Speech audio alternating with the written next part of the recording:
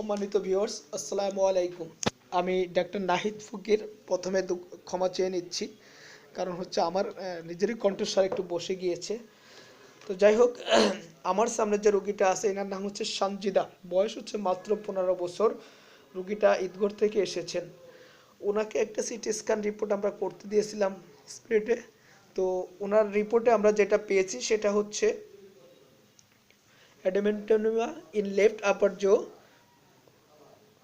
অস্টিওলেটিক solid, যার পরিমাপ ছিল হচ্ছে 3.9 cm বাই 4.8 cm, মোটামুটি বেশ বড়। এছাড়াও হচ্ছে ওনার নিউমোনিয়াইটিস ছিল, রাইট সাইডে বুকে একটা এক্স রে করতে দিয়েছিলাম। তো যাই হোক, এখন রুগী আমার এখান থেকে হচ্ছে 7 দিনের ওষুধ দিছিল। বেসিক্যালি হচ্ছে আপনারা যদি একটু দেখেন যে রুগীর লেফট সাইডে মুখে, বাবা একটু মুখটা হালকা একটু দেখাও আমাকে, এই মুখের এই সাইডটা দেখেন কিভাবে ফুলে গিয়েছে। এখানে অনেক বেশি ফোলা ছিল এবং ব্যথা ছিল, এবং এটা কিন্তু হার্ড ছিল, তাই না? শক্ত, খুব শক্ত ব্যথা আছে এখানে। হ্যাঁ, এছাড়াও রুগীর মধ্যে যেটা ছিল, মুখটা লেগে ঢেকে ফেলেন, রুগীর মধ্যে হচ্ছে তার পায়খানা শক্ত হতো, ঘুম কম হতো। তারপর হচ্ছে সে বিশেষত গরম কাতর ছিল, মাথা ব্যথা ছিল, এবং ভিতরে মাঝে মাঝে, ওটার ভিতরে মাঝে মাঝে হচ্ছে আপনার চুলকাতো। তো যেটাকে আমরা মূলত নিউরোলেসিস বলে থাকি। তো এই এই প্রায় 3 বছর যাবত এই রোগী ভুগতেছে। আমার এখান থেকে মাত্র 10 দিনের ওষুধ নিয়েছিল।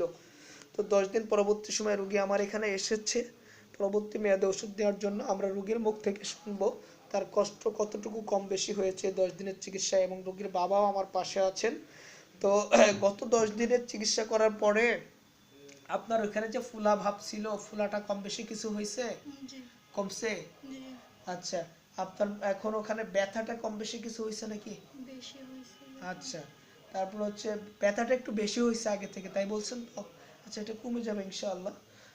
আজকে যে নিয়মে ওষুধটা খেতে বলবো, এই নিয়মে খেলে খুব কম সময়ের মধ্যে, 2-1 দিনের মধ্যে কমে যাবে। আচ্ছা, আপনার পায়খানা এখন কেমন যাচ্ছে? ভালো। ভালো যাচ্ছে। ঘুম কেমন হচ্ছে এখন? ভালো। ভালো হচ্ছে। আচ্ছা, মাথা ব্যথা আছে এখন? না। আচ্ছা, ঠিক আছে। তো এর আগে বাবা আপনার এই মেয়েকে কোন জায়গায় দেখাইছেন ডাক্তার? কোথায় কোথায় দেখাইছেন? ডাক্তার শহরতে